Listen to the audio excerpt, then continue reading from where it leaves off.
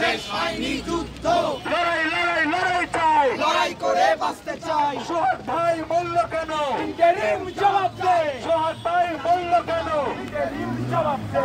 বিন্দুপুরে মানুষ মরে, ইন্টারিম কি করে, ইন্টারিম কি করে, বিন্দুপুরে মানুষ মরে, বিন্দুপুরে মানুষ মরে, ইন্টারিম কি করে। আবু সাইদ মুক্ত, শেষ হয়নি যুদ্ধ, শেষ হয়নি যুদ্ধ।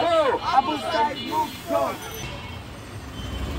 সংগ্রামী বন্ধুগণ, আপনারা ইতিমধ্যে অবগত হয়েছেন পুরো দেশে যে ঘটনাটি মানুষের হৃদয়পটে, মানুষের বিবেকের বাড়িতে টোকা দিয়েছে এবং মানুষ হিতাহিত জ্ঞান পর্যন্ত হারিয়ে ফেলেছে, এমন নৃশংসতা একটি গণ অভ্যুত্থান পরবর্তী বাংলাদেশে, যেটা কোনোভাবেই কাম্য না, অনাকাঙ্ক্ষিত, অপ্রত্যাশিত এবং আমাদের নিরাপত্তার জন্য হুমকি।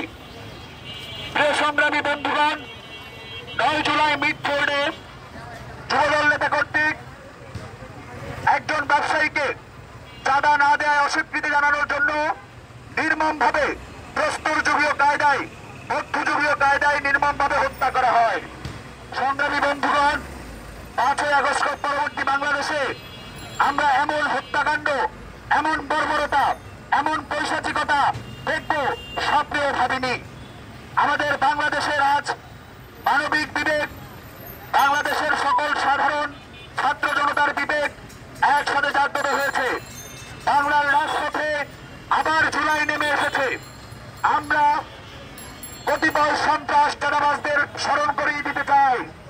এই বাংলাদেশ 5ই আগস্ট পরবর্তী একটি নতুন বাংলাদেশ। জুলাই গণ অভ্যুত্থানে এই বাংলার সাধারণ ছাত্র জনতা, সাধারণ মানুষ, চাষা ভুষা ভোটে মজুর মৃত্যুকে গলায় ছড়িয়ে, মৃত্যুকে হাতের মুঠোয় তুলে রাস্তায় নেমেছিল।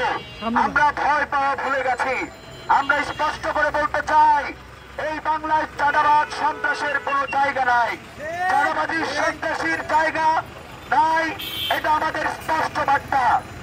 আমরা সোহাগ ভাই হত্যার দ্রুত বিচার ট্রাইব্যুনালের মাধ্যমে সোহাগ ভাই হত্যার দৃষ্টান্তমূলক বিচার চাই। আমরা সেইভাবে একই সাথে ইন্টারিমকে স্মরণ করিয়ে দিতে চাই।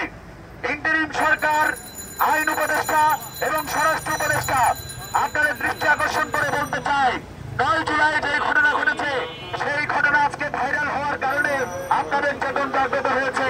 আপনারা জেগেছেন, এর আগে আপনারা চুপ ছিলেন।